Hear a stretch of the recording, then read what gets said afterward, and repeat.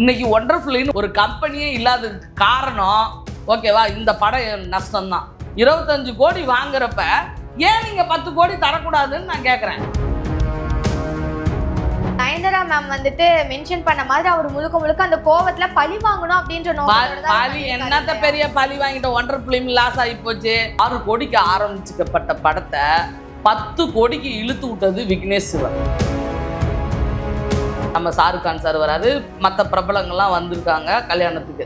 அதுக்கு முன்னாடி தன்னைத்தானே புகழ்ந்துகிட்டு இருக்கிறாங்களாம். முக்கியமான சீனா ஒரு 3 நிமிஷம் சீனுக்கு 10 கோடி கேட்டது தப்பு தான். ஆனா அந்த தப்புக்கு காரணம் யாரு? இப்ப புஷ்பா 2ஓட ஆடியோ லான்ச் வேற வந்திருக்கு. 10 லட்சம் ரூபாய் தமிழ்நாட்டுக்கு கொடுத்த அந்த தெய்வம் பீகார்ல போய் இந்த ஆடியோ லான்ச்ச பண்ணி, ஐயோ இந்த கண்ணி எதுக்கு தான் இருந்துச்சோ எனக்கு. அவங்க ஆந்திரால கொண்டாடல பாப்பா, ஆந்திரால கொண்டாடல.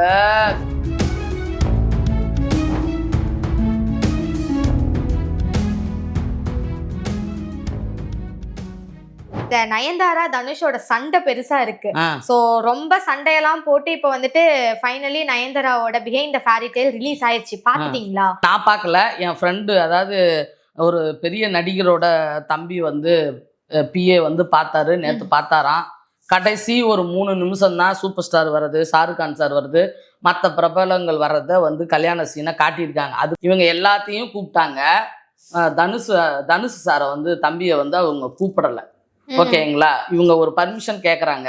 கடைசி 3 நிமிஷத்துக்கு தான் சூப்பர் ஸ்டார் வராரு, அந்த நம்ம ஷாருக் கான் சார் வராரு, மற்ற பிரபலங்கள்லாம் வந்திருக்காங்க கல்யாணத்துக்கு.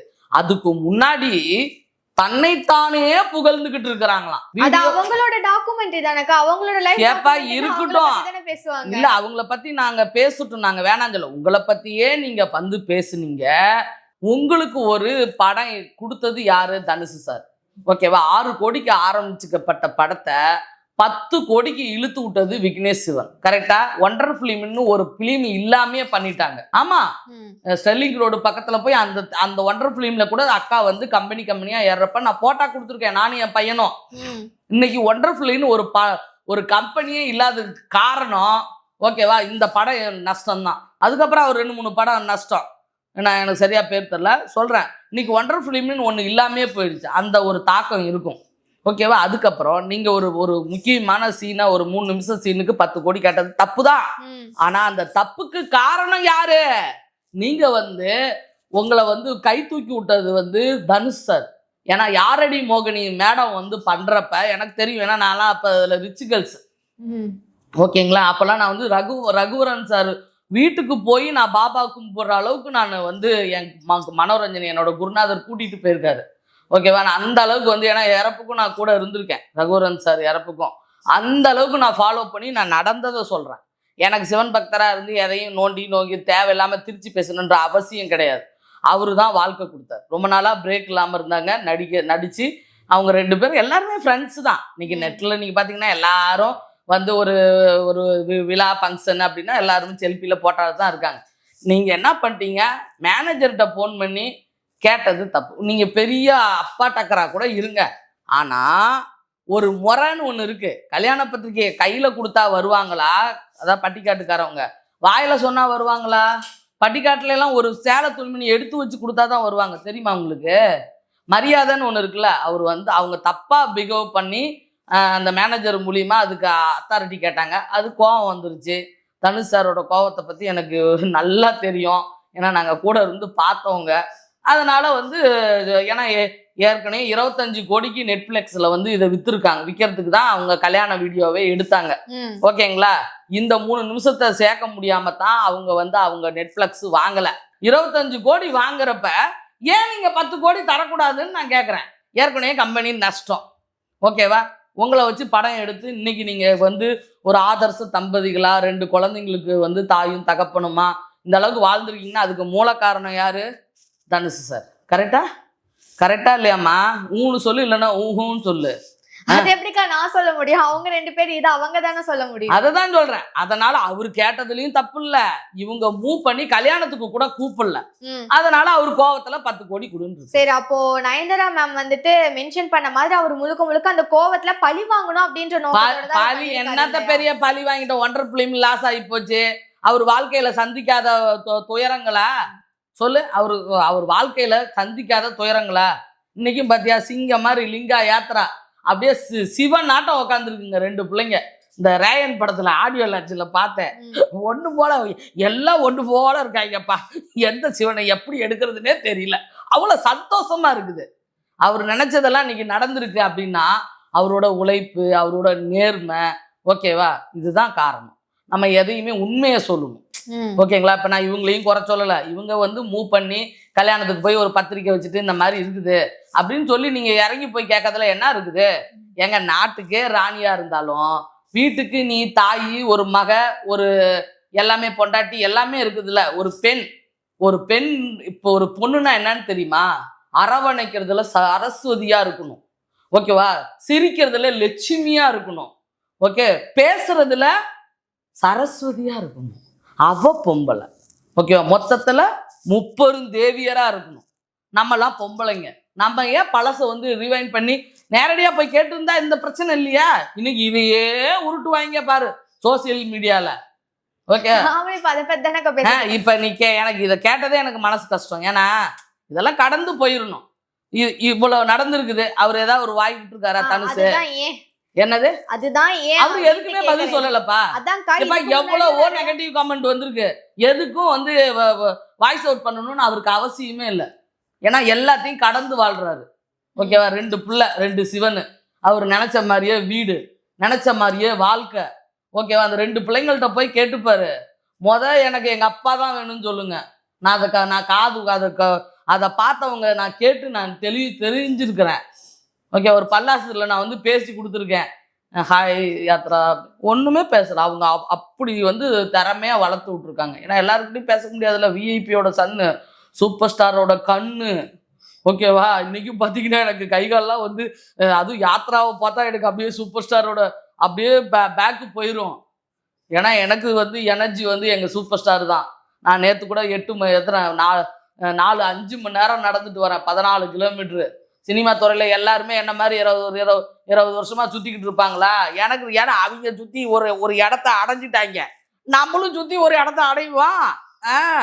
Notes point. அதுக்கு எனக்கு வந்து இளையராஜா சார் வந்து எனக்கு அப்பா.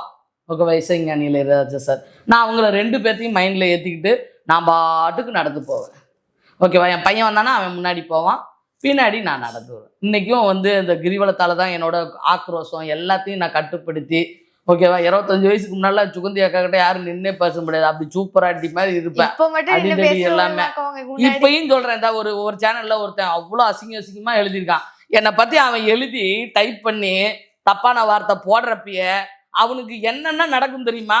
என் கண்ணு முன்னாடி நடந்திருக்கேன். 1.5 லட்ச ரூபா ஒருத்தன் ஏமாத்திட்டு போனான். என் சிவன்கிட்ட சொன்னேன், பஸ்ல இருந்து உருண்டு விழுந்துட்டேன். வந்து காலில் விழுந்து மன்னிப்பு கேட்டான். என்னை ஏதாவது திட்டிடாதீங்க, என்னால் பணம் கொடுக்க முடியலன்னு என்னோட நெட்வொர்க் லீடர் டவுன்லைன் வந்து என் கண்ணு முன்னாடி பார்த்துருக்கேன். அதனால என்னை பற்றி நெகட்டிவ் கமெண்ட்ஸ் யாராவது போட்டாங்கன்னா ஒவ்வொருத்தரும் அதுக்கு உண்டான விளைவை வந்து சந்திச்சிருக்கான். நான் அதை பார்த்துருக்கேன். ஓகேவா? சரிக்கா, அப்போ வந்துட்டு அவரும் அதே மாதிரியே சிவனே பார்த்துப்பாரு அப்படின்னு சொல்லி. ஆமா, ஏன்னா அவங்களும் சிவன் தொண்டர் தானே. தனுஷாரும் சிவன் நடிகார் தான். இல்லைன்னா நல்லா யோசிச்சு பாருமா, நீ எங்கேயோ பிறந்து வளர்ந்து இன்னைக்கு உனக்கு 2 குழந்தையுமே 2 சூப்பர் ஸ்டாரா கிடைக்கணும்னா நீ எவ்வளோ புண்ணியம் பண்ணவனா இருக்கணும். சொல்றாங்க, உங்க அண்ணன் இருக்காரு, உங்க அப்பா இருக்காரு, அதனாலதான் நீங்க வந்திருக்கீங்க இவ்வளவு தூரம், நான் தனியா நின்று வந்திருக்கேன் அப்படின்னு சொல்றாங்களே. எனக்கு கூட தான் சூப்பரா நடிக்க தெரியும். என்னைய கூப்பிட்டு ஏன் எனக்கு வாய்ப்பு கொடுத்துருக்கேன்? நான் கேட்கறேன். ஒவ்வொரு டைலாக்கையும் நான் எப்படி அடிப்பேன் தெரியுமா? பார்த்தீர்களா எங்கள் ரத கத துரோக பதாதிகளை? இந்த வசனத்தை உன் சேனல்ல அவன்கிட்ட ஓட்டி காட்டு, பேசுறானான்னு பாரு. எது கோச்சடையான் டைலாக்கு? எப்படி அடிச்சு விட்டோம் பாரு. அப்ப நான்லாம் எவ்வளவு திறமைசாலி. திறமையும் இருக்கணும். வாய்ப்பு அவங்க வாங்கி கொடுத்தாங்கன்னா திறமை இருந்ததால அவர் வந்தாரு. ஓகேவா? காதல் கொண்டையெல்லாம் எப்படி படம் தெரியுமா? ஏன்னா அந்த மாதிரி இதெல்லாம் நான் அனுபவிச்சு வந்திருக்கேன். எங்கள் அம்மா பழைய சோத்தை கொடுத்துருப்பாங்க, கெட்டு போயிருக்கோம். அந்த சோத்தையே நான் சாப்பிட்றப்ப மோர் ஊற்றிருக்கேன், அப்படி தான் இருக்கும் அப்படின்னு மிரட்டி கூட இருக்கிறவங்களுக்கு ஒரு கையை கொடுத்துட்டு நான் சாப்பிட்ருக்கேன். ஏன்னா அந்த படம் பார்த்த பாதிப்பு எனக்கு இன்னமும் எனக்கு இருக்குது. புரியுதா? எங்கள் அம்மா அதை பழைய சோறு கொடுக்குறப்ப தயிர் கூட இல்லாமல் கொடுத்துருவாங்க. அது ஸ்கூலில் போய் திறக்கிறப்ப நொந்து போன மாதிரி இருக்கும். அந்த சீனை வந்து காதல் கொண்டனில் காட்டுவாங்க. அப்போ நான் கடந்து வந்த பாதையில் எனக்கு அது ஒரு ஃபீலிங்காக இருக்கும். எனக்கு கெட்டு போன உப்புமாவை சாப்பிடுவார். ஓகேவா? அப்படி தத்துருவமாக நடிச்சிருக்காரு. இதெல்லாம் வந்து தானா வர கண்ணீரா, இது இல்லை கிளிசர் போட்டு வந்த கண்ணீரா? நினைக்கிறப்ப ஒருத்தனை வந்து உள்ளார வரணும்.